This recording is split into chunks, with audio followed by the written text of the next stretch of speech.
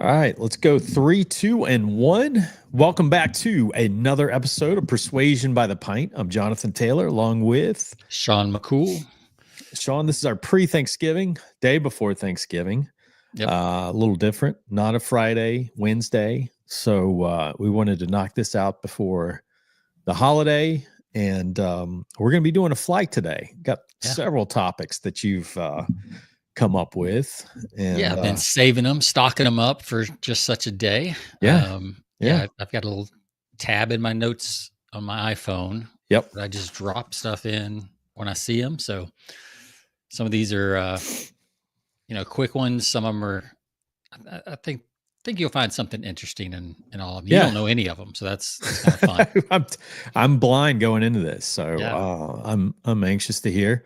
It's been a while since we've done a flight. We've had so many guests lately, so it's kind of nice to have a little break in between. I think we've got a guest coming up next week, maybe. Yeah, next week, starting next week, or next couple of weeks actually. So, had a little break in between, so we'll hit the flights today and then we'll wish everyone a great Thanksgiving. Do any of these flights topics have to do with the holiday? They don't actually. Well, one I could like. No Black Friday. I mean, come on, man. That's not really a thing anymore, I guess. It's Black Month now. It's like the whole month is Black Friday. Right. It's and there hasn't been a lot that has impressed me with Black Friday, the offers I've seen so far. Like it's just. Yeah. I've got a couple of things I'm waiting to see if they do something, but nobody's been able to entice me yet. So that's not true. My protein shake did launch today with a buy two, get one half off. Oh, they never go on sale. So that was a good time on that one. Yeah. What do you have? What do you have to drink over there? This Thanksgiving Eve. This Thanksgiving Eve. I have another from my beer garden collection.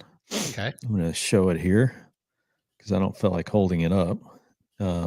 This is it's called a Der Kletter. It's a red lager. Yeah. So this is reddish caramel color that is vibrant in appearance with a nice lingering foam. Well-crafted red lager that is straightforward, easy to drink with a clean style suitable for many occasions, such as a podcast. 5.7% ABV. And a little background on this brewery, because all of these are German beers, founded in 1679 as a small brew pub in Mannheim's Councillor, Jean du Chenet. The name evolved, morphing into a German equivalent, Eichbaum. The brewery has remained based in Mannheim, creating quality beers that have been popular through the ages. So that's pretty cool. So this box has its own website full of the collection. Yeah, that's pretty cool. Yeah, every there's no everything is unique. I mean, there's no like 24 beers. Everything's these are all individuals. So everyone's cool. Yeah. I've had some Pilsners. I've had the lagers are my favorite. Some of the Pilsners haven't been that great, but so far the lagers have been good. There's some Hefeweizen and just a wide assortment of good German beers. Yes. So put some hair on your chest. There you go. All right. What do you got? I've got on my end, I've got a Coquita, I think. So it is an ale with coconut, vanilla, cinnamon, and lactose. Yeah. 12% ABV. This is from my favorite brewery, Martin House Brewing, up in Fort Worth. Just Fort Worth, Texas. Always got just, crazy craft beers. Martin House. Yeah. So you've had a number of them from Martin House, right? Yeah, they're always putting out new beers. So you can see it's kind of a yellowish, orangish kind of color. Yep. So, all right. Well, let's cheers it up. Cheers it up. Let's see. Here we go. Cheers.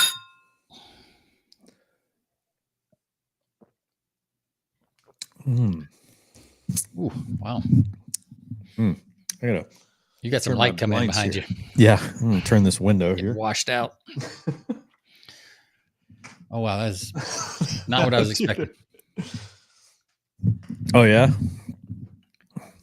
The coconut is very strong.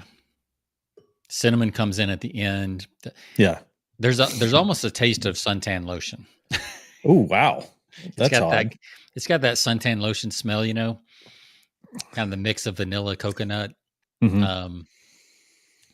But then it's got the cinnamon kick.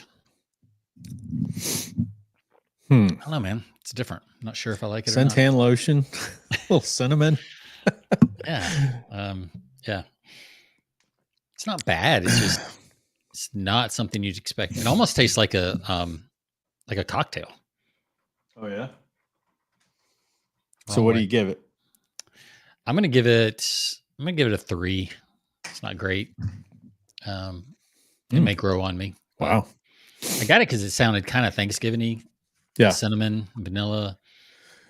So it's more like a tropical Thanksgiving, I guess, with the coconut. I give it a 3.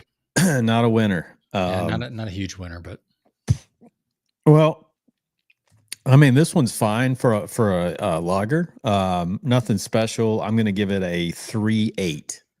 3.8 on the lager scale. All right. Not bad. Yeah.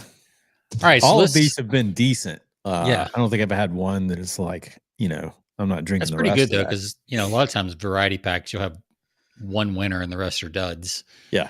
They build the whole variety pack around the one you really want. Right. Sam Adams used to do that with their porch rocker, like the lemonade, the lemon shandy, and then they would put all the other summer beers around it that were not nearly as good. So right. All right. So I got a couple ways we could go, Mr. Taylor. All right. Fire away. So let me give you a couple. Let me ask you this. What is your threshold for a discount, like a percentage discount that gets your attention? Like what's, like I say a 5% discount when you go to a website, you're like, really? Like it's not even worth giving my email. Like, yeah. So what's your threshold for a discount? I would say like half off, 50% is if you want to really capture my attention. Okay. That's pretty big. That's I mean, that's significant enough to make me look, take another look and say, okay, what's going on? I need to look further. But yeah, I mean, 20%, maybe, I don't know, probably not enough to really, it depends. And that, again, it depends on the product too. Right. Yeah. Yeah. I mean that's a huge factor. If it's a MacBook and they get 20%, you're going to jump. Well, yeah. That's because you never get, and if it's from somebody that typically, it's high value, that doesn't typically, you don't see many discounts. So, so there's definitely some variables. So let me ask you this. Yeah. Let's say you were out to dinner, or you saw an ad in the paper, and basically the ad said, "Hey, come to dinner with us. Enjoy your meal. At the end of the meal, we're going to give you one 6-sided dice. You roll the dice, and if you land on one, you get your meal free." Okay. Is that enticing to you? If one of the die lands on one, well, you're only going to get one die. It's not going to be a pair. So you're going to so your chances of 1 in 6. 1 in 6. But you get your meal completely free.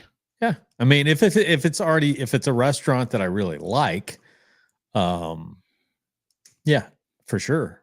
Okay. If it's a restaurant I don't know a whole lot about, I don't know if that's really that's enough. I don't know if I'm willing to spend my time at some place that I don't know a whole lot about. Yeah. And I don't know like the quality. Right. And well, here's the test that they did. So they gave people the choice basically in 2 different groups, right? Yeah. Hey, well, come here, you get a 16% discount on your food. Mm-hmm. Or come here, roll the dice. If it lands on one, you get the whole meal free. Okay. So most people went with the dice because the idea of a chance of getting the entire meal free was more appealing than a 16% discount, even though for the restaurant, it's basically the same thing. Right. Yeah. Because a 1 in 6 chance is about 16.6%. Yeah. So if you're not willing to give a 25 or 50% discount, the question is, could you create some type of gamification, some type of thing that makes it feel like a bigger discount, or kind of an all or nothing thing for some people. Sure. Some people are going to win, some are going to lose, but more of a little more thrill to it, a little more edge to it, and that was a thing done by Rory over at Ogilvy and Mather, or Ogilvy, Rory Sutherland, and that was a test they did, and the dice did much better. Offering people that thing because there was the chance that maybe I could get the whole meal free. Yeah, absolutely. So I'd love to see the breakdown, the demographics between like male, female, right?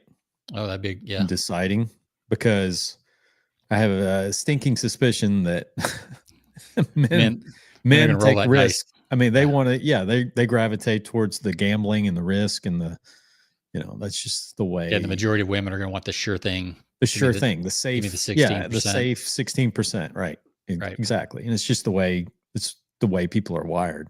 Yeah, that's a good point. So you definitely would need to know your audience. And I don't know that it would work as well. You see those cheesy wheels on websites sometimes where it's like spend for your discount.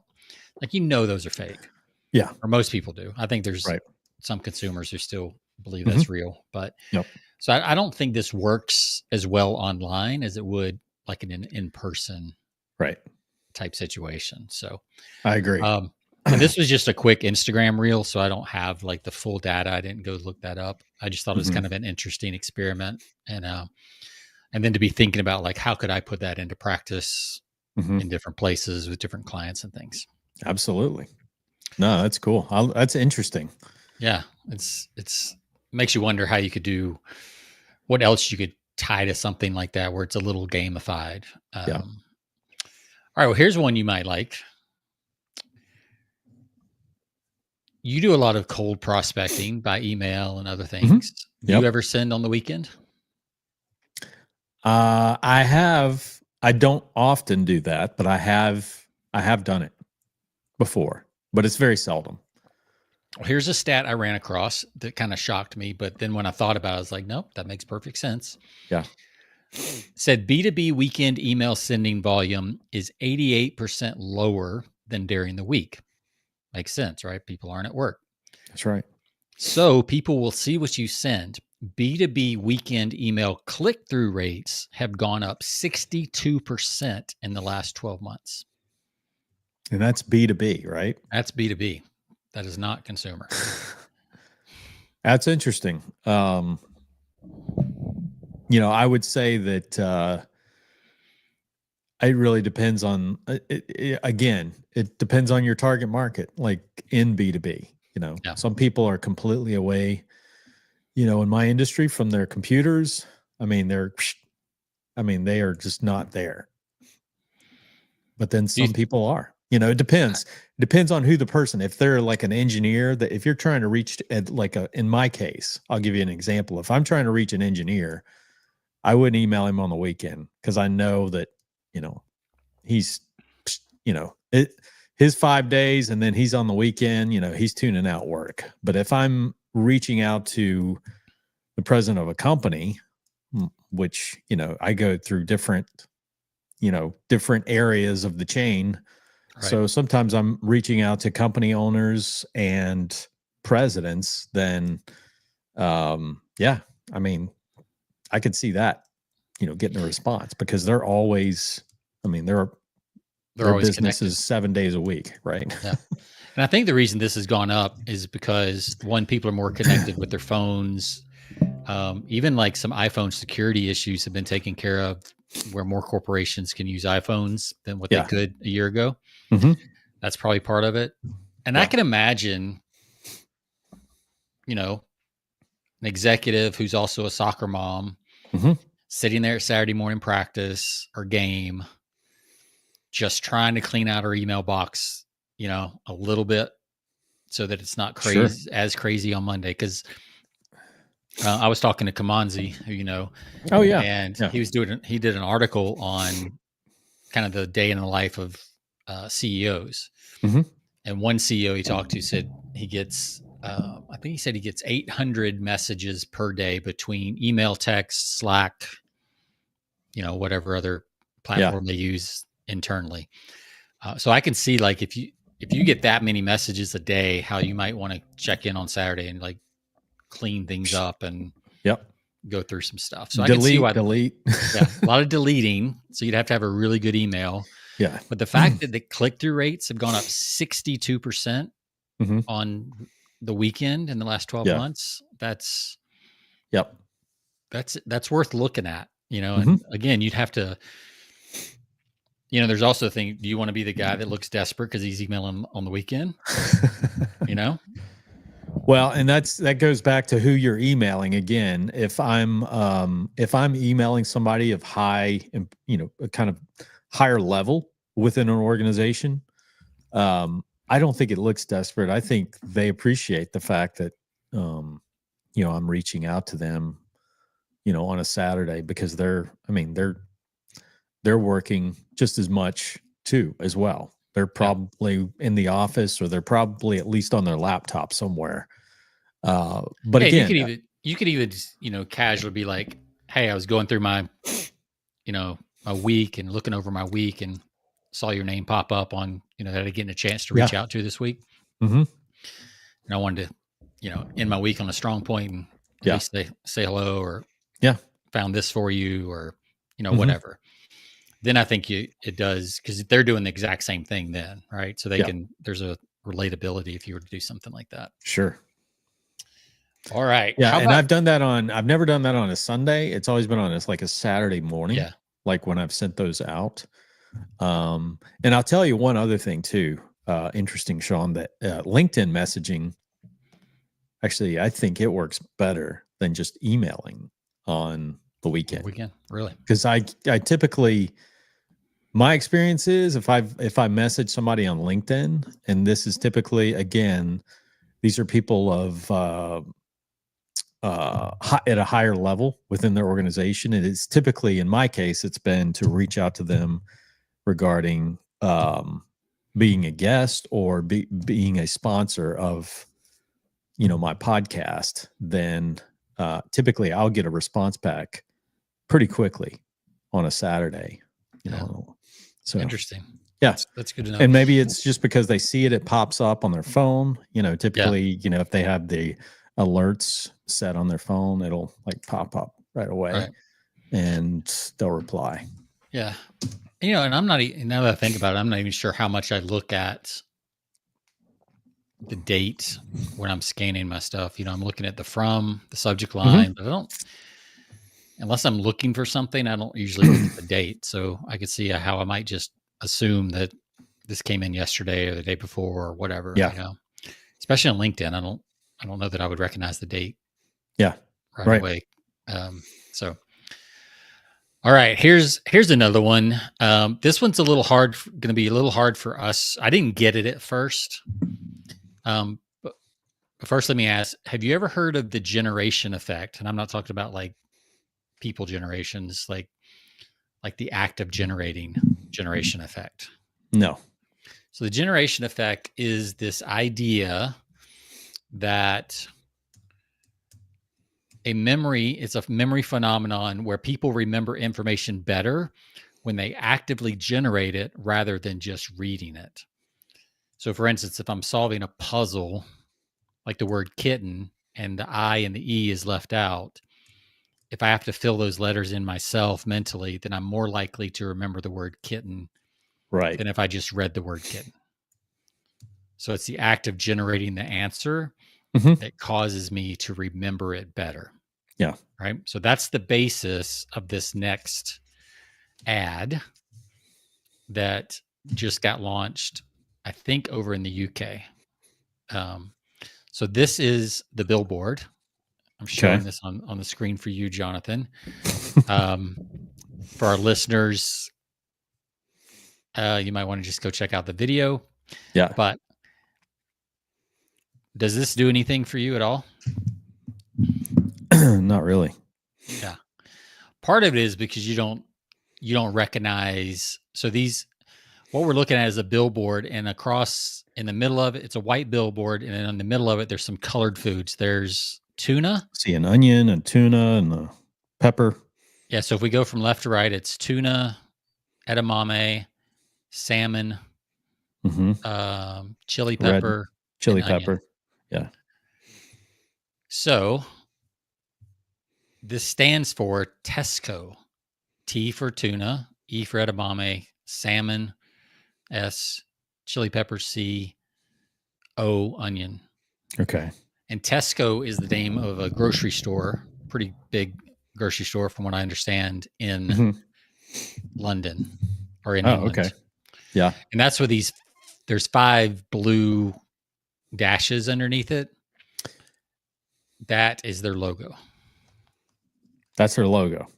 The actual logo are the 5 dashes, and usually above the blue lines are the big red letters TESCO. Oh, okay. So what they've done is they've created a puzzle. So instead of you just reading Tesco and moving on, yeah, which is what most brands would want, they're actually getting you to engage and think about, what is that food? What is the first letter of that food? So that it spells Tesco. Because I think people in this area would recognize the 5 blue lines underneath as the Tesco brand. If not immediately, because I've never seen their logo, so I wouldn't. Yeah. But if you're familiar with can you show a picture of what they're actually the real logo looks like? Oh, okay. There you go. It's got the blue underneath. Right. Okay. So they've just replaced the letters with foods that start with that same first letter. Right. So I haven't heard the feedback yet, but it's the idea is, if you want someone to remember your brand more, then make them do some thinking. Make them work for it, which goes against a lot of what I was taught in copywriting, which is you don't want people to have to think. You want it to just slip right on through, right? And it's just...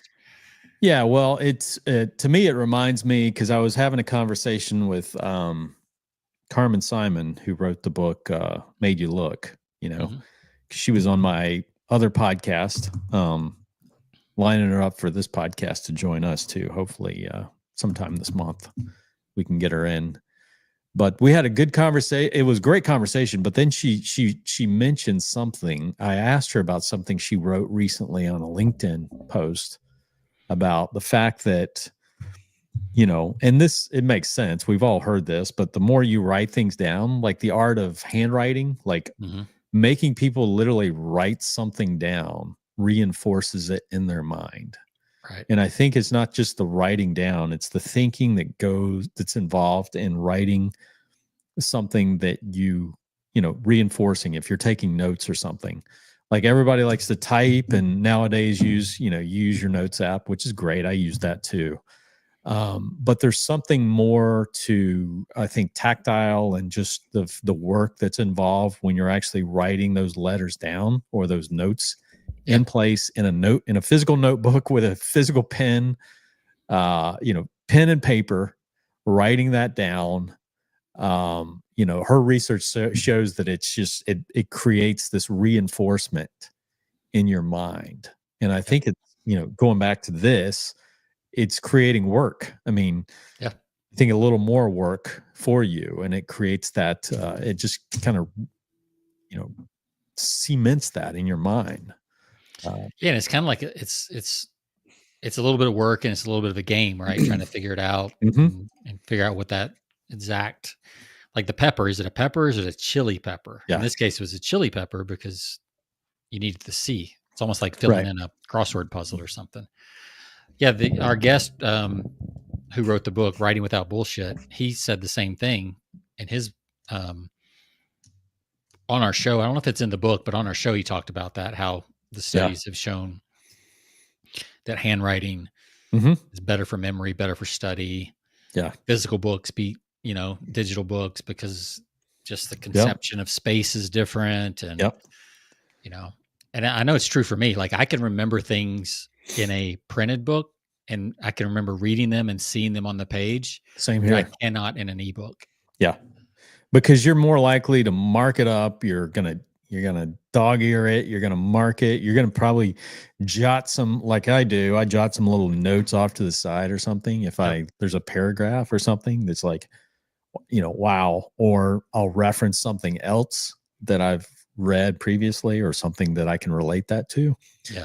So, yeah, I mean, if you can do all, you know, I have yet to find anything digitally that allows you to do that really well. The Kindle Scribe says it can do all that.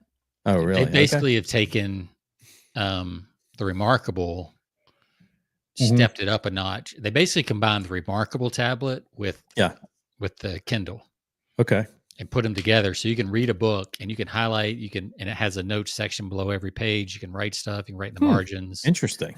All that stuff. So okay. yeah, I've been eyeing that as well. But like, let's get that on the Christmas list. I don't know if it's like I still don't know if you'd have that depth perception. I know there's just something about smelling the book and then flipping those pages and then, you know, having those bookmarks. And because you probably, you know, if it's a really good book, you've got you've got all the, you know, you get a little sticky notes. Yeah, you know, I get mark them. I get the highlighter that has the little flags at the back end of it. Yep. And I'll pull off one of those flags. So that's another type of interaction. You know, it's like absolutely pull it off, stick it on, highlight. And that work just reinforces that all of those things help to it kind of wakes your brain up, said, oh, this must be important. If we're putting a little sticker next to it, this must be important. Yep. So yeah, that's the generation effect with Tesco. I was trying to think, like, you know, Kroger doesn't, you know, Kroger's big where you are, but it does, if you took away the words, the letters of Kroger, there'd be nothing left. That is their logo. You know, there's no extra piece there that would be missing. Right. Same with HEB here. It's like, it wouldn't make sense without it. So they were lucky that they just happened to have nice little blanks as part of their logo. Right. It's a little pattern interruption there too, though. Yeah, you know, you see something like that, and it's like, what is going on here? Yeah, what's up with food, right? We all like food, but trying to figure out why is there food with no. Those little blocks look familiar, but yes, something's going on here. It seems like there should be letters. I don't know what's going on, but I can see how it could be very effective. So I was going through Instagram and I saw this video from Gary Vee, and this is just an interesting statistic. Probably not a lot to pull from it, but he was talking about how a social media person did a video while they were at Chili's eating some of the like cheesy nacho stringy, like a mozzarella stick, but you know, the triangle shaped ones they have at Chili's. Right. And the thing went viral, and Chili's was able to trace back 40% growth either for the quarter or for the year to that one user-generated video. Wow. Not 40% of revenue, 40% of growth. Because I think the video originally said revenue, and then they corrected in the caption that it's growth. Either way, pretty darn impressive. Do they pay this influencer? I mean, I don't think they did. I think this was just, you know, just the right thing at the right time. But it does make you wonder, like, could you create a more selfie-friendly environment? Maybe a few reminders to, and I know that goes against what a lot of people like. People are like over maybe taking pictures of the food. Right. But like, I don't know, maybe reward people for that and see if it does anything, or, you know, give them a specific hashtag to use or something like that. Yeah. Again, going back to gamification. It's seems to be the theme today for the show. So creating a little, some kind of competition or something that they could submit, whether it be images or videos. Yeah. So I thought that was just an interesting, and it just goes to show the power of, you know, this is somebody with no media budget, no nothing. Yeah. Now, problem is you can't do that intentionally, right? Like you can with I could buy placement. I could be in front of people. But yeah, I just wonder if you could foster that environment in the restaurants. And I understand you don't want a bunch of people all over the place taking videos and people don't feel comfortable coming to eat there. It's kind of a fine line. Yeah. So, yeah. Wow. That's a huge, what did you say? 30%? 40% growth. 40% growth off of that. Yeah. Crazy. That's amazing. So here's another kind of perception thing, right? We talk about perception and all that kind of stuff on the show. Do you go downtown much? Like go downtown Knoxville to go shopping or anything like that? Or do you find it to be not often a hassle? Not often, but I do, and on occasion, sure, but not very often. I find myself avoiding it. Yeah, because parking is usually a hassle.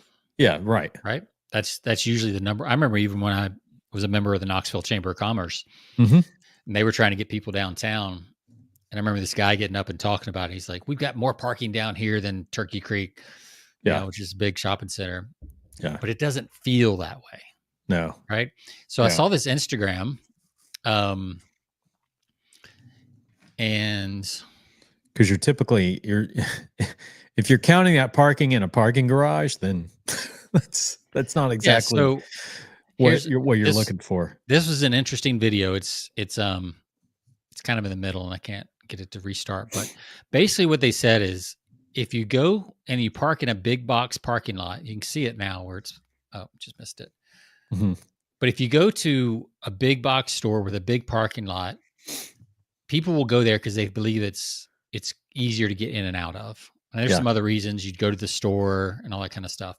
But even if you go to the groceries part, then the linens, then you go over here to healthcare, like by the time you've walked from the parking lot, walked through the store to all the different departments, and then come back to your car, it's actually about the same length as parking somewhere downtown and visiting 3 or 4 different stores.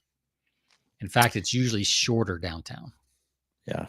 You can't have one shopping cart, so there's some other logistical things, but I just thought it was interesting how we've kind of been programmed to believe that one stop is somehow easier, or you're going to walk less, or whatever else.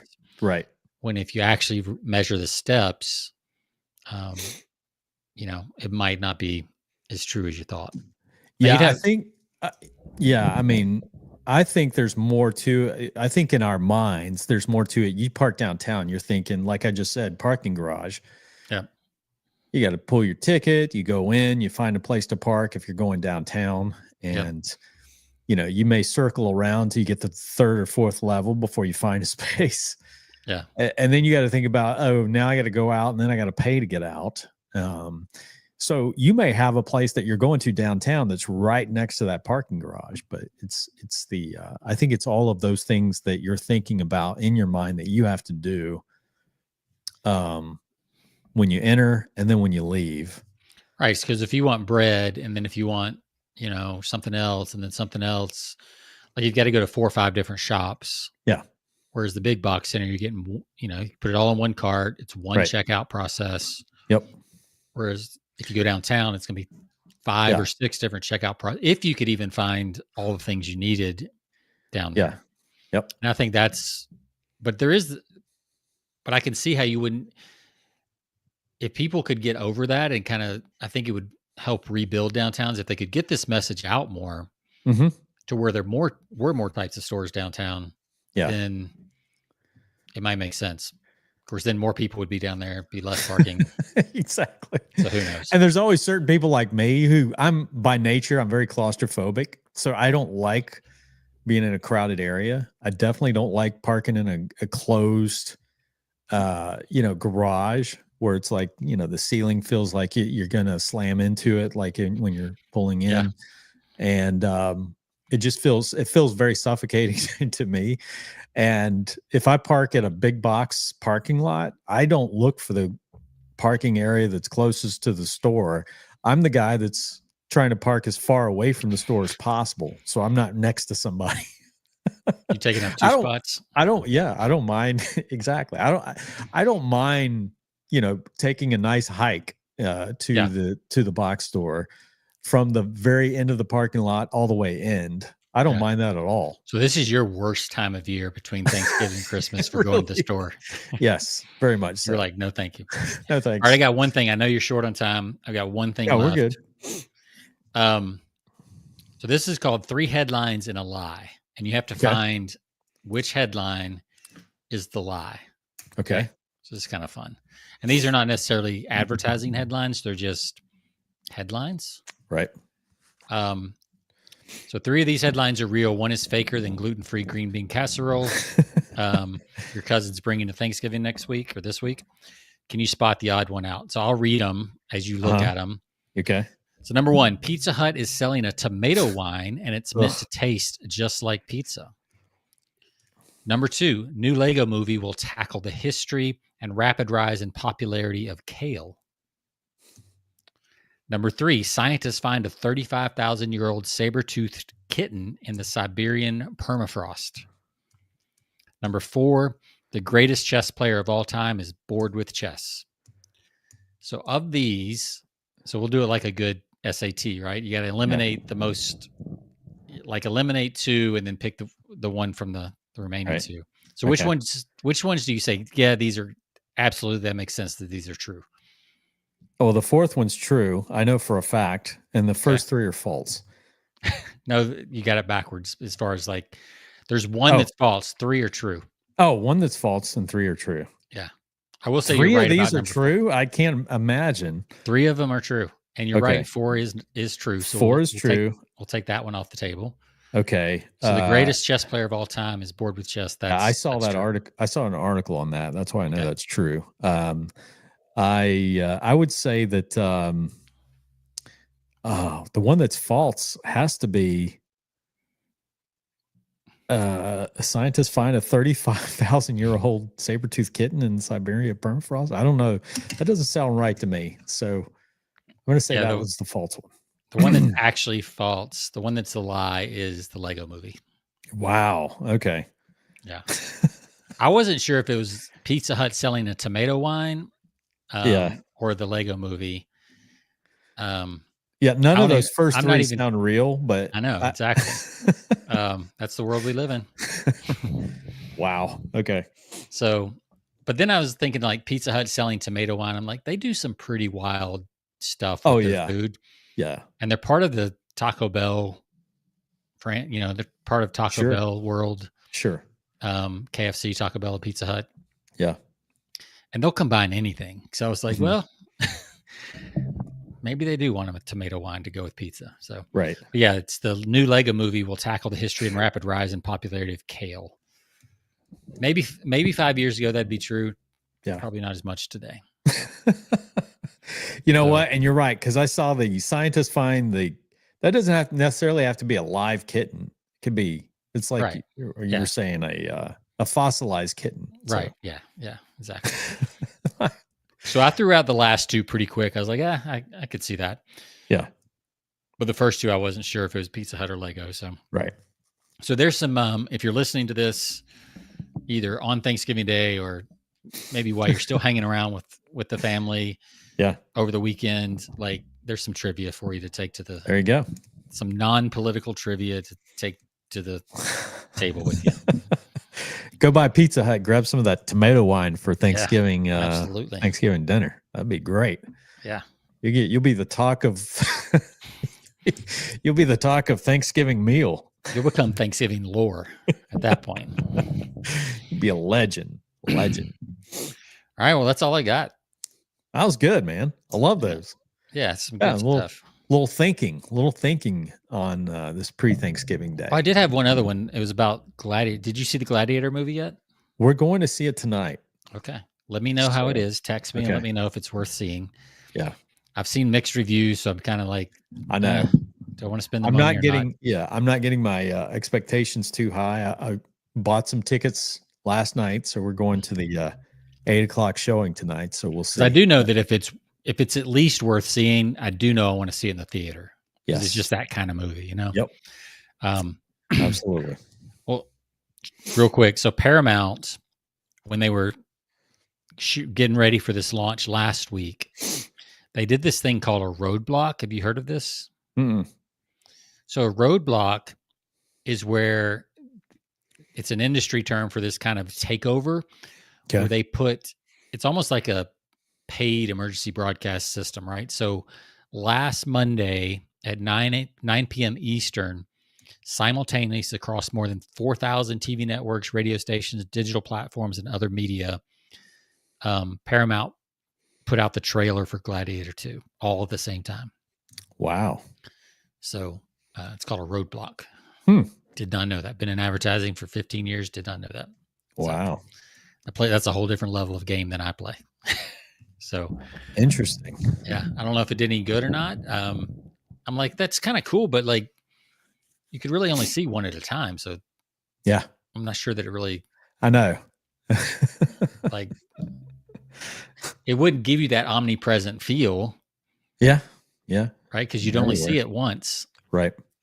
I'd rather see it like over a 8-hour period, like strategically kind of placed out, but that'd probably be more expensive. Have you seen some of what's the NFL with some of the players that are, they've kind of done a promotion on the Gladiator movie with, they've got like four NFL players. I think it's like, Travis Kelce and then, the Bills quarterback. I forgot his name, but they did, Instagram, rolled out some of their avatar generation creative type stuff. Yeah. And let's see where it is. And you can, like, if you go to add a story, and then you hit AI images. Yeah. It actually says, imagine yourself in the Gladiator movie. Oh, so you hit try it. Yeah. And then it will pull up. It'll do its little thing. Mm-hmm. And then there's me as a Gladiator. That's cool. That's awesome. It even gives me a 6-pack that I don't have, which is awesome. So love it. So yeah, they're doing a little promo inside Instagram with AI images. So that's kind of cool. That's cool. I'll have to check that out. Yeah. You have to send that to your wife after the movie. That's right. Y'all can do some role play. Maximus. He's dead, so you have to be whoever the new kid is. That's true. Lucius, right? Too bad. Yep, Lucius. Is this the kid, right? That was in the previous movies. That's now right. The grown kid. Yeah. Yep. He's the character now. Should be interesting. I've heard some, like, I kind of like you. I've heard mixed reviews on it. Some say it's great. Some say it's almost like a retread of exactly like the first one, where it's so similar. But yeah, like Avatar and the second Avatar, it's like, I think I'm just going into it with not super high expectations, but if there's some really good fight scenes, then we'll see. That's what I heard. I heard the cinematography was great. Mm-hmm. Like the fight scenes were great. It was just the story was a little flat. Yeah. That's kind of the most critical thing I've heard. Sure. Yeah. So if it's somebody who really likes a good drama and good story, they gave it a thumbs down. If somebody just likes a good Transformers action movie, then they gave it a thumbs up, cool. That kind of thing. So yeah. Cool. Well, I'll let you know. All right.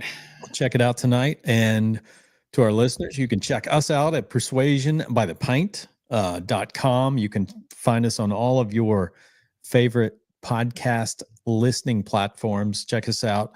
Hope all of our listeners out there have a wonderful Thanksgiving.